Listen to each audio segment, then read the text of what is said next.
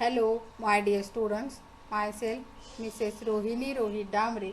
I am working as assistant teacher in Saraswati Bhavan Education Society, Sri Shiva Chhatrapati Primary School, Chikli, Pune 62. Today we are going to study about Standard 7, Subject General Science, Chapter number 2, plant structure and function. बघा मुलांनो, याच्या आधी आपण प्राण्यांचे अनुकूलन पाहिले होते. आज आपण वनस्पतींची रचना व त्यांचे कार्य पाहणार आहोत. वेगवेगळ्या वनस्पतींची मुळे, खोड, त्याच्यानंतर पाने, फुले इत्यादी कशी असतात, वेगवेगळी असतात. या विशेष गुणधर्मांचा वापर करून आपण वनस्पतींना ओळखत असतो. या वनस्पतींच्या अवयवांची रचना आपण काय करणार आहे या पाठामध्ये समजून घेणार आहोत.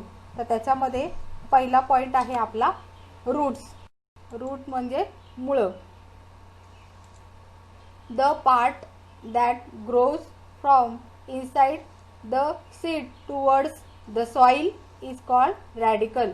The part grows inside the seed and grows about the soil is called plumule. बघा मुलांनो, बीच्या आतून जमिनीच्या दिशेने वाढणाऱ्या भागास आदिमूळ म्हणजेच त्यांना रॅडिकल असं म्हणतात. तर जमिनीच्या वर वाढत जाणाऱ्या भागास अंकुर म्हणजेच प्ल्युम्यूल असे त्यांना म्हणतात. तुम्हाला शेजारच्या आकृतीमध्ये दिसत आहे की रॅडिकल आणि प्ल्युम्यूल कुठे आहे. त्याच्यानंतरचा आहे आपली मुळं. मुळांची रचना.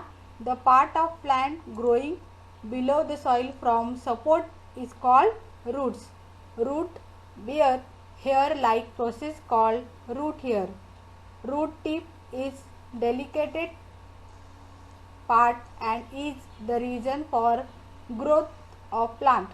It is covered by root cap. बघा मुलांनो, आदी मुळाच्या बनलेल्या मुळांची वाढ ही जमिनीखाली होते आणि मुळांच्या जमिनीलगतचा भाग कसा असतो, जाडसर असतो. तो पुढे कसा होत जातो, निमुळता आणि टोकदार होत जातो. जमिनीखाली आधारासाठी वाढणाऱ्या वनस्पतींच्या या अवयवाला काय म्हणतात, मूळ म्हणतात. आणि जमिनीमध्ये काही वनस्पतींच्या मुळांना काय फुटतात, उपमुळे फुटतात व ती जमिनीमध्ये तिरपी वाढत जाऊन जमिनीमध्ये दूरवर पसरत जातात. मुळे झाडाला आधार देतात. त्याच्यामुळे अशा प्रकारच्या मुळांना काय म्हणतात, सोटमुळं असं म्हणतात. बघा मुलांनो, की मुळांचे ज्या मुळाच्या टोकाचा ज्या भाग असतो त्या भागावरती केसासारखे धागे तुम्हाला शेजारच्या आकृतीमध्ये दिसत आहे. त्यांना म्हणतात मूलरोम म्हणजे route hair.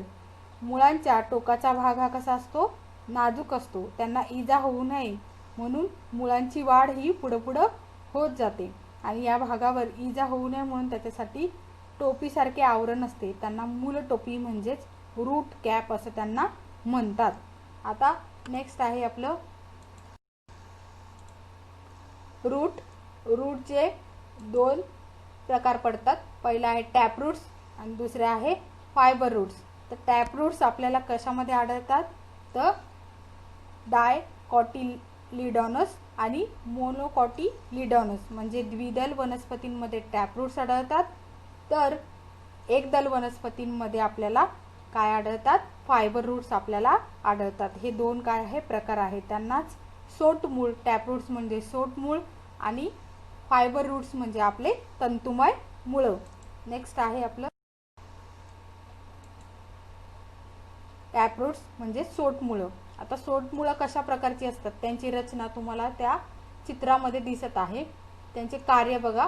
Roots of some plants produce secondary roots that grows abilically and spread far and wide in soil. Supports plants are called tap roots. बघा, तुम्हाला त्यांची रचना तुम्हाला दिसत आहे. त्यानंतरचं आहे आपलं फायबर रूट्स म्हणजेच तंतुमय मुळं.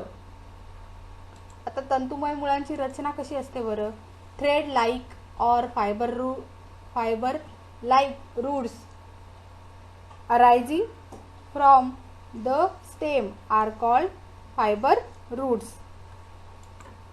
नेक्स्ट आहे आपलं त्याची मुळांची रचना तुम्हाला त्या आकृतीमध्ये दिसत आहे. Some roots are underground, various some grows from the stem just above the soil. They are called adventitious roots. म्हणजेच त्यांना आगंतुक मुळे असे त्यांना म्हणतात. आणि ही मुळे आपल्याला कशावरती आढळून येतात? तर मका, ऊस, ज्वारी या जमिनीमध्ये वाढणारी मुळं आणि जमिनीच्या वरील खोडापासून वाढणाऱ्या मुळांना आगंतुक मुळे असे त्यांना म्हणतात. आता या मुळांचे कार्य काय आहे? तर माती घट्ट धरून ठेवणे, पाणी, खनिजे, क्षार शोषून घेणे, आधार देणे अशी कार्य या मुळांना काय करावी लागतात. आता आहे पुढचं आपलं स्टेम. स्टेम म्हणजे खोड. The stem grows above the soil from the plumule of the sprouting seed. There are nodes on stem. Leaves come out at the nodes. The part of stem between two nodes is called a internode. The tip or apical end of the stem is called a bud. बघा मुलांनो, तुम्हाला खोड म्हणजे रुजणाऱ्या बीजातील जमिनीवरच्या वर वाढणाऱ्या अंकुरापासून खोडाची वाढ ही जमिनीच्या वर होते. अंकुर जसा जसा वाढत जातो तशी तशी खोडाची लांबी काय होत जाते? वाढत जाते. ज्या ठिकाणी पेरे असतात, ज्या ठिकाणी वाढत जाते लांबी, त्या खोडांवर पेरे म्हणजे नोड असतात. आणि ज्या ठिकाणी पेरे असतात तेथे पाने फुटतात. तुम्हाला शेजारच्या आकृतीमध्ये दिसत आहे. जसे जसे खोड वाढत गेले तसे तसे त्यांचे पेरे म्हणजे नोड्स काय गेले? तयार होत गेले. ज्या ठिकाणी पाने फुटतात त्या खोडांच्या पेरातील अंतराला इंटरनोड म्हणजे कांडे असे म्हणतात. खोडांच्या अग्रभागाला मुकुल म्हणजेच बड असे म्हणतात. एक फांदी तुम्हाला शेजारच्या आकृतीमध्ये जी आहे ती काय दिसत आहे? लीफ, बड, ग्रोईंग एंड, बड, नोड्स आणि इंटरनोड्स तुम्हाला शेजारच्या आकृतीमध्ये दिसत आहे. नंतरच आहे लीफ म्हणजे पानं. आता पानं कशा प्रकारची असतात? Structure of leaf. The bordered spread out part of the leaf is called leaf blade or leaf lamina. The tip of the leaf is called the leaf apex. Leaves of the some plants have a stalk called petiole.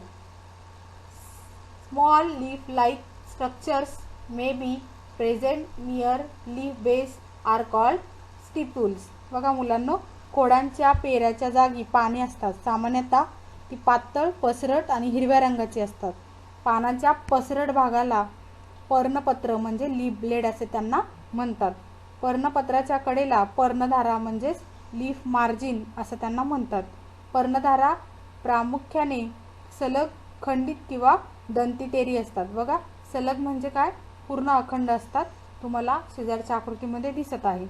बघा, त्यानंतर पर्णपत्राच्या पुढच्या टोकाला पनाग्र म्हणजेच leaf एफेक्स असं त्यांना म्हणतात. मुख्यतः पाने निमुती, टोकदार, गोलाकार अशा प्रकारची असतात. काही वनस्पतींच्या पानांना देठ म्हणजे पेटिओल असतात, तर काही वनस्पतीच्या पानांना देठ नसतात. पर्णपत्राच्या खोडाशी जोडलेला भाग म्हणजे पर्णतल म्हणजे त्याला लीफ बेस असे म्हणतात. काही पानांच्या पर्णतलाशी छोटासा पानासारखा भाग दिसतो, त्याला उपपर्ण म्हणजे स्टिप्यूल्स असे म्हणतात. उपपर्ण सर्वच वनस्पतींमध्ये असतात का? तर नसतात. काही वनस्पतींमध्ये असतात. काही वनस्पतीच्या पानांमध्ये एकच पर्णपत्र असून तो मध्यशीर असतो. अशा पानांना साधे पान असेही म्हणतात. बघा मुलांनो, पानांचे हे झाली रचना आणि त्यांचे कार्य. त्यानंतर पानं काय काय? पानं वेगळ्या वेगळ्या प्रकारची पण असतात. त्यानंतर पानांचे वेगवेगळे प्रकार तुम्हाला माहिती आहे, जसे गुलाब, कडुलिंब, कोथिंबीर, जास्वंद अशा प्रकारचे पानं आणि त्या पानांचे जे प्रकार आहेत ते तुम्हाला माहीत आहे. पुढचं आहे leaf. In different plants, the arrangement of leaves on the stem is different. It may be alternate, opposite, whorled, और स्पायरल एक्सेट्रा. बघा मुलांनो, वेगवेगळ्या प्रकारच्या वनस्पतींवर किंवा झाडांवरती त्यांच्या खोडानुसार त्यांची पानं कशी असतात, वेगवेगळी असतात. तर खोडावरील पानांच्या मांडणीनुसार तिचे प्रामुख्याने एकांतरित, आवर्तित, सम्मुख आणि वर्तुळाकार असे प्रकार तुम्हाला त्या चित्रामध्ये दिसत आहेत. त्यानंतर पानांमध्ये वेगळे वेगळे प्रकार असतात. तर पिंपळाच्या पानामध्ये, पानाच्या मधोमध एक जाड शीर असते. यामुळे मुख्य पर्णपत्र 2 भागात विभागलेले असतात. या मुख्य शिरेस उपशिरा फुटून एक जाळे तयार होते. तर मक्याच्या पर्णपत्राच्या सर्व शिरा या पर्णपत्राच्या खोडाला चिकटलेल्या भागापासून टोकाकडे एकमेकास समांतर असतात. बघा मुलांनो, तुम्हाला जे 2 चित्र दिसत आहे, एक आहे पॅरलल व्हॅनेशन आणि दुसरा आहे रेटिक्युलेट व्हॅनेशन. म्हणजेच की तुम्हाला 2 वेगवेगळ्या प्रकारचे पानं दिसत आहे. एक आहे साधं पिंपळाचं पान आणि दुसरं आहे मक्याचं पान. आता यांच्यामध्ये त्या पानांमध्ये 2 वेगवेगळ्या शिरा तुम्हाला दिसत आहे. एक आहे जाळीदार आणि एक आहे समांतर. तर पिंपळाच्या पानामध्ये तुम्हाला जाळीदार शिरा म्हणजेच तुमचे रेटिक्युलेट व्हॅनेशन दिसत आहे. तर मक्याच्या पर्णपत्रामध्ये तुम्हाला समांतर शिरा म्हणजे पॅरलल व्हॅनेशन तुम्हाला दिसत आहे. अशा प्रकारचे पानं आपल्याला काय करतात, त्या वेगवेगळ्या प्रकारची पानं आपल्याला आढळून येतात आणि आपण त्यांचं काय करत असतो, निरीक्षण करत असतो. या